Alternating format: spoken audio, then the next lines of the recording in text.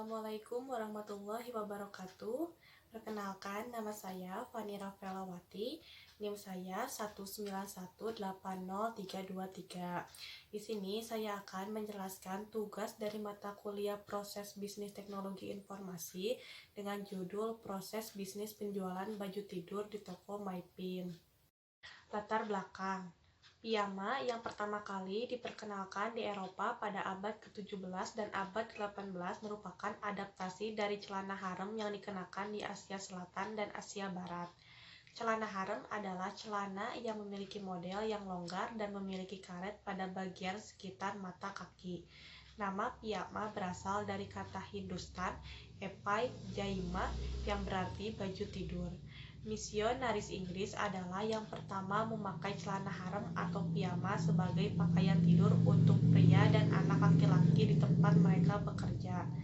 Laki-laki Eropa memakai piyama jauh lebih awal daripada wanita, yang dimana laki-laki berpikir bahwa piyama akan membuat mereka tampak seperti suffragette, yaitu kesetaraan gender antara pria dan wanita pada zaman itu, sehingga laki-laki bisa memiliki kebebasan dalam berpakaian.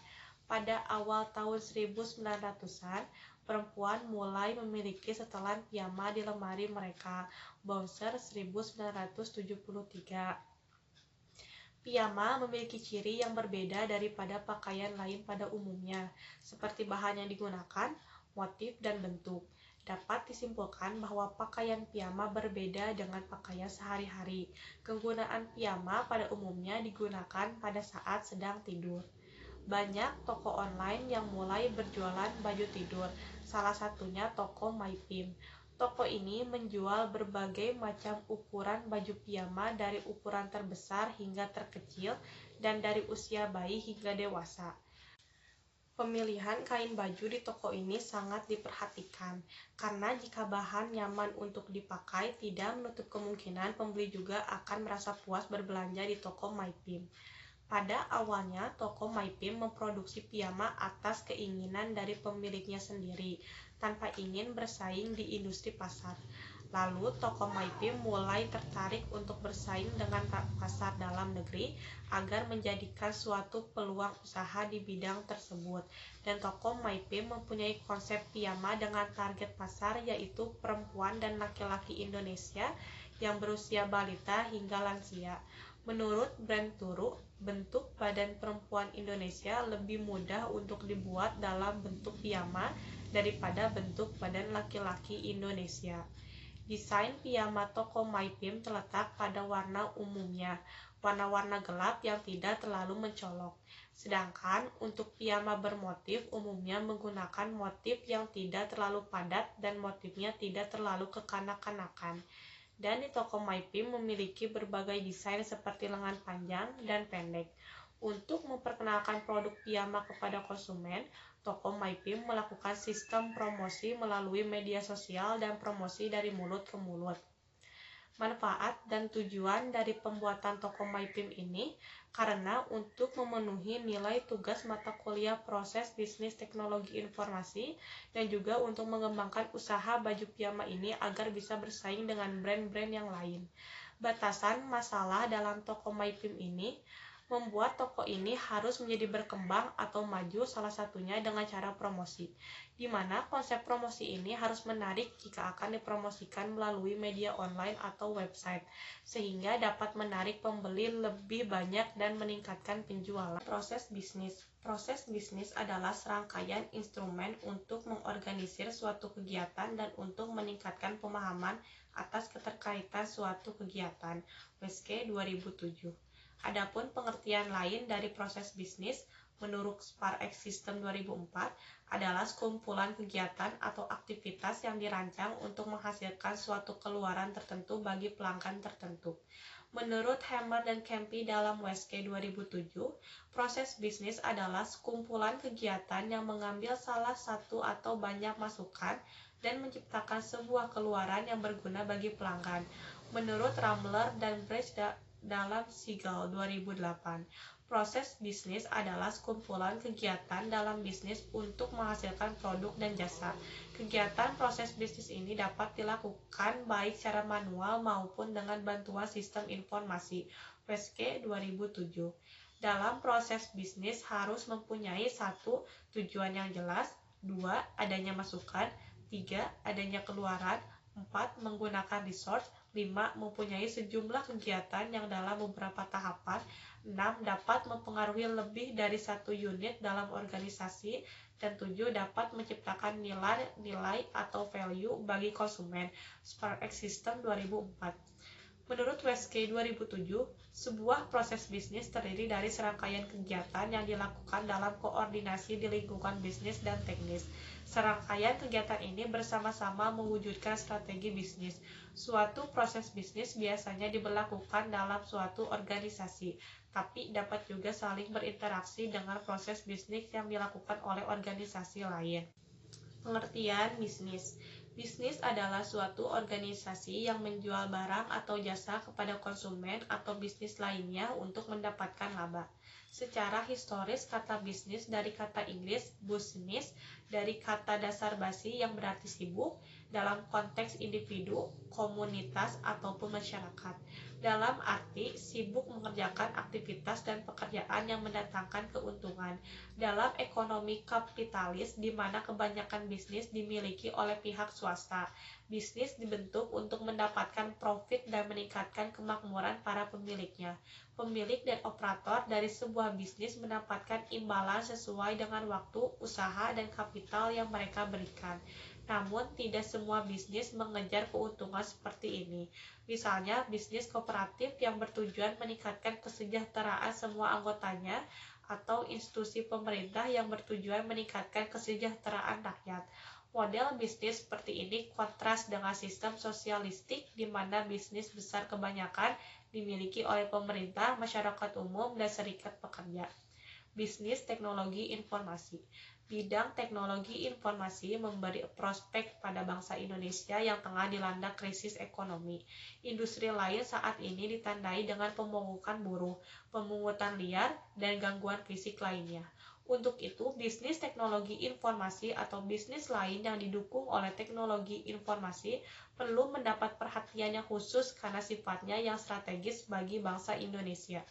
2 aspek penting dalam pengembangan bisnis yang berhubungan dengan teknologi informasi adalah infrastruktur dan sumber daya manusia atau SDM. Selain kedua aspek tersebut, tentunya masih banyak aspek lain seperti finansial. Namun, lemahnya infrastruktur dan kelangkaan SDM merupakan penyebab utama lambannya bisnis teknologi informasi. Langkah SDM teknologi informasi yang handal merupakan masalah utama di seluruh dunia. Kelangkaan ini disebabkan meledaknya bisnis yang berbasis TI dan khususnya bisnis yang berbasis internet. Sejarah piyama. Piyama atau piyama adalah sejenis pakaian malam. Piyama biasanya terdiri dari 2 potong pakaian, walaupun ada juga yang terdiri dari 1 potong. Biasanya digunakan oleh anak-anak tetapi juga orang dewasa, terutama di musim dingin. Kata piyama diserap dari bahasa Belanda pijama yang diserap dari bahasa Inggris pijamas atau pajamas. Piyama mulanya digunakan di Eropa sejak abad pertengahan dan terinspirasi dari gaya kostum Mesir, Romawi, Asia, dan India. Piyama awalnya hanya dibuat di rumah dan dengan hiasan sederhana.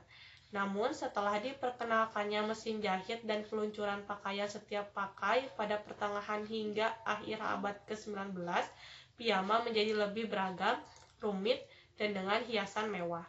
Piyama populer pada abad ke-17 di Asia Selatan dan Asia Barat.